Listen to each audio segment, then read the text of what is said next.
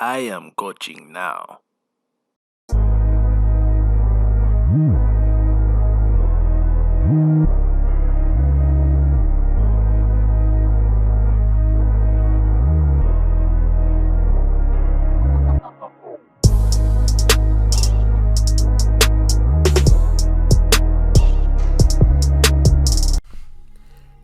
Yo, what's up, HAMIES? Yeah, we're coming at you live from my PlayStation 3. This is episode 5. We play ECU this game, another American Conference rival. But first things first, yo, like button, sub button, leave a comment. Let me know how you feel about the videos, how the coaching decision going so far, etc. Share it. If you're in a group and they like watching these types of vids, let them know. Go follow me on Twitter, yada yada yada, blah blah blah. You know what we doing here, man. We're trying to make good content. We're trying to have fun, keep the game alive. Right now, I'm trying to rebuild UNT, man. We want to be them dudes on the block. And so as usual, we starting off in recruiting right now. And looking at the recruiting board, man, I lost some guys this week. I mean, they may have been big impact players. They may not have been. We don't really know. Some of the guys I hadn't even scouted yet. So, it just is what it is. And then, of course, I get scared off anytime Texas, A&M, or one of the big boys starts recruiting somebody. I just let them go. Like, it becomes a waste of points at that point. And we don't have the resources to do that. So, it is what it is. We did get our kicker. So, I had 2 other kickers, I think, on the recruiting board. So we stopped recruiting them because with me in that situation, it's the first guy of the ones I really need. Once I get that first guy, the rest of them, yo man, you just, go find you a school, bro. Because I wanted you, you didn't want me. Gotta go find yourself a school. So we play ECU again. Last year, I believe, if I remember correctly, we pretty much handled them. They're another one of those offenses where it just seems like they're tough and it doesn't really matter how what their talent is. But this time around, I think we'll have a much easier time just because they're starting quarterbacks out, and I'm almost certain the backup's not anywhere near as good as he is. Coming into this game, they've had all losses. They've had pretty good competition though, but they're 0-3. Herb Street has us, I have us.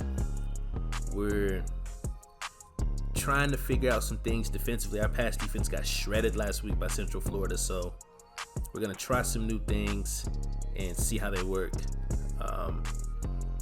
Try new stuff versus different formations and take away this guy instead of that guy and so on and so forth.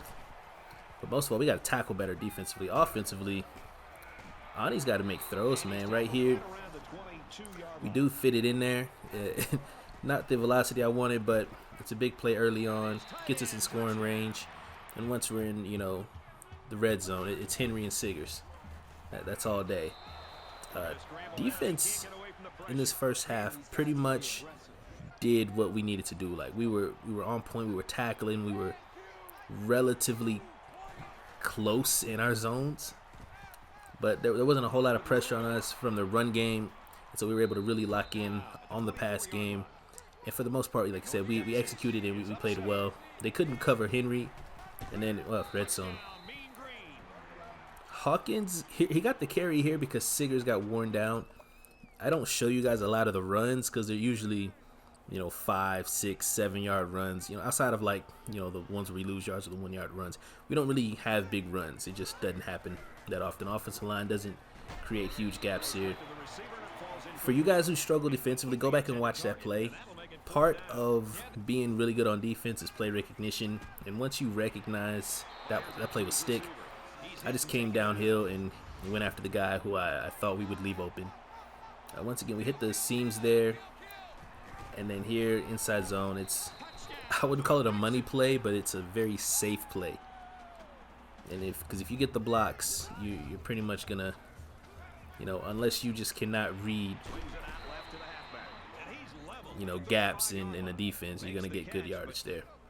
Another 3 and out on defense. Like I said, there wasn't much from the defense to watch.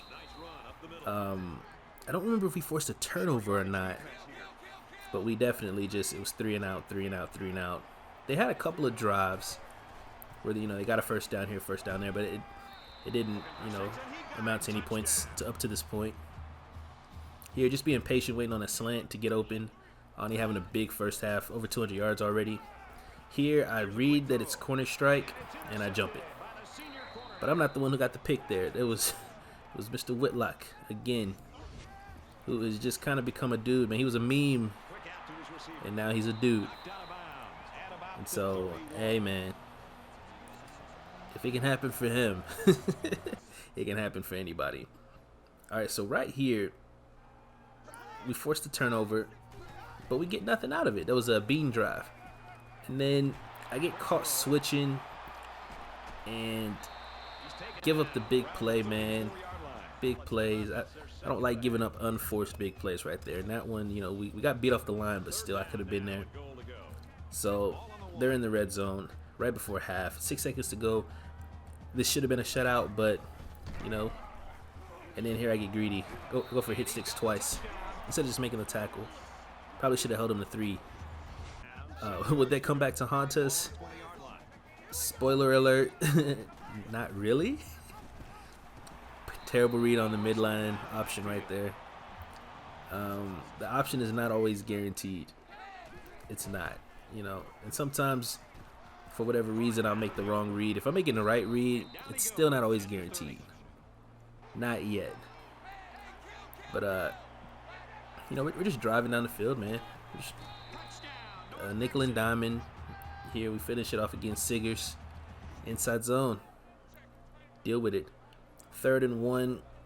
This is one of those situations where I can't really explain what happens or what I'm doing, but I just look at what the offense is doing, where they're moving, and I'm there. I came out, we were in a solid defense, but that time I just took on the extra blocker myself and allowed a teammate to make a play. Here they can't cover Henry. He's been running to the corner a lot in this game. So this time we send him on the deep cross in man coverage, and he takes advantage. Nothing becomes of that drive though.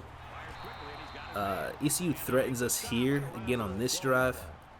They hadn't hit any big plays. That was pretty much the biggest one. It was just kind of, I'm giving up the flat. I'm allow you to have the flat. I'm gonna come up and tackle you. And so here it's 4th and 2. They go to the veer, and we're ready for that.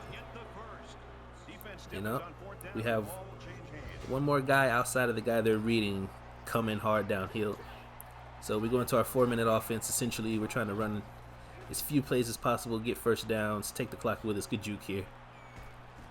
Bean is very fun to play with. He just didn't have the offseason that AUNE had, so AUNE's our starter. Could that change? Maybe. But with Bean, our offense gets real simple. It's a lot of inside zone, trap, counter, power O, base, and then we go off of that to the receiver screens. But this first down run right here makes what was a foregone conclusion academic. I'm not the type to run up the score after that. We ran another play just to run out the clock. There's no need to score there. I don't have to prove how much I can score against the computer, man. I'm playing it, like I'm straight up. I am the University of North Texas Mean Green. So we pretty much put it on, and we took our foot off the gas there towards the end. We probably could have had about 650 total yards if we wanted to. Probably 60 points if we really needed it. I don't know if y'all hear the lawnmower guys out there right now, but yeah, they getting it in too, man. They getting it in too. It's morning as I'm recording this, so he got a little close. I had to pause the recording for a second, but yeah, man, it was just one of those games. We were way better, and we proved it, and so we try to get out. Try to get on to the next one, and we're definitely improving. We're definitely trying to iron out all of the little things we don't like, so that when we play the big boys, the Cincinnati's, Memphis, the other teams that are really gonna push us, that we're prepared to execute and perform well and win. So that's gonna pretty much be it for this one. This one will be a little shorter just because it wasn't really close, man. It was just us going out and handling business. It's one of those games where you turn it off in the third quarter because you're like, all right, we good. But yeah, until then, GG's in the chat. See y'all next time. Thanks for coming out, man.